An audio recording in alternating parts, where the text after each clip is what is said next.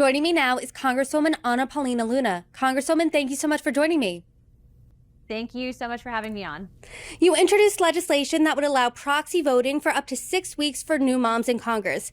So before we get into the legislation, can you talk a little bit about the inspiration behind it? Yeah, of course. So I recently introduced a resolution that would allow for members of Congress who give birth up to 6 weeks to vote by proxy.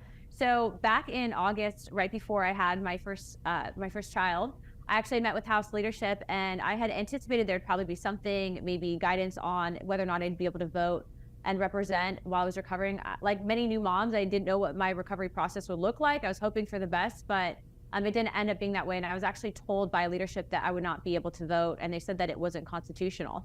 So, my response to that is, well, look, how do you argue that it's constitutional to not allow me to vote when I represent over 700,000 people? And also, two, remember, we're at one of the slimmest majorities now in Congress since, I think, 1917.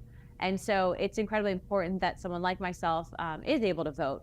And so moving forward, I actually had a really rough delivery. I developed something called preeclampsia, which can be silent killer of pregnant women.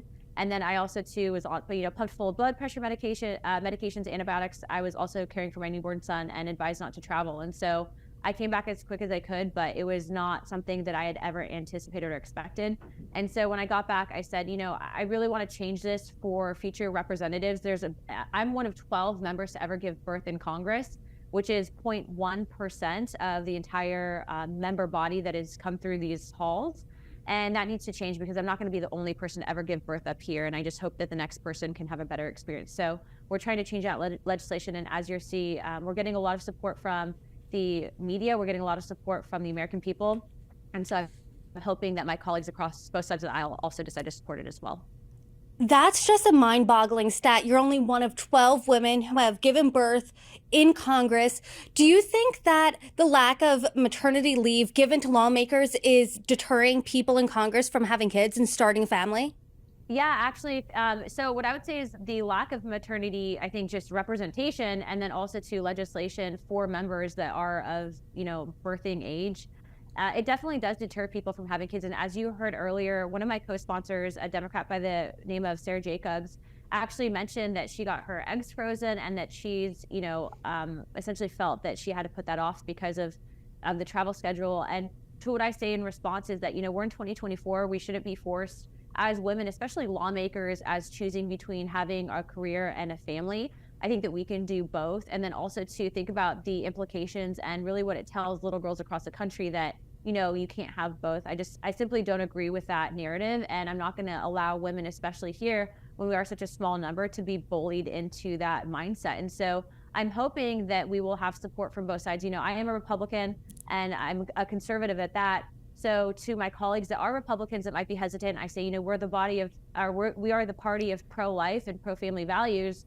I hope you can support it in that. And then also to my colleagues across the aisle, I hope that they can support it, being that, they champion women's rights as well. Let's talk about Congresswoman Sara Jacobs and how you two came together, because in a press briefing today, she did mention that she froze her eggs because she couldn't even imagine having kids right now while she's in Congress. How did you two come together? Because you both said that you're both the same age, you're both 34. So how did you both come together here? Well, so I came together with Representative Sara Jacobs on the legislation. First of all, we worked on previous stuff before. I actually worked with her for some fertility amendments to the NDA to help service members that are trying to have children.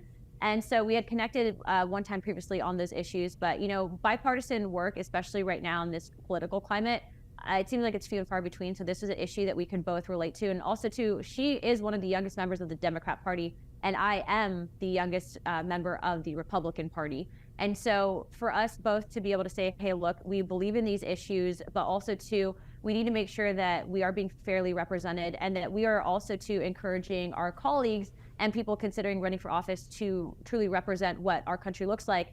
Up here in Washington, we have a lot of people that are older, and there's a lot of men, and that's not a majority of the country. You have young working families across the country, and I think that we as members of Congress need to be cognizant of that and to encourage that as well if we truly want to represent this country.